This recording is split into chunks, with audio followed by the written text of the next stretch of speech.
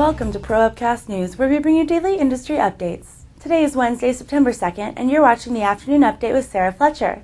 Today's news is sponsored by Sunderland Group, your success, our tradition. For more information, please visit www.sunderlandgroup.com. Now for today's headlines.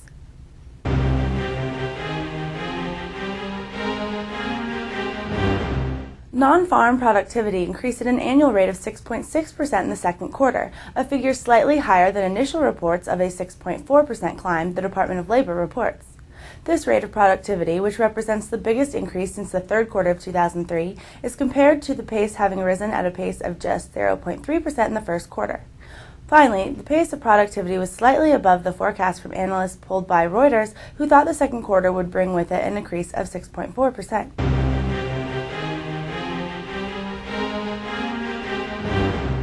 In housing news, the Mortgage Bankers Association's index for both purchase and refinance applications fell by a seasonally adjusted 2.2% the week ended August 28th. Meanwhile, the National Association of Realtors this week announced that pending home sales climbed 3.2% in July, a figure representing a two-year high. Finally, the MBA says that in terms of fixed 30-year mortgages, the rate averaged 5.15% in the week examined, a decline of 0.09%.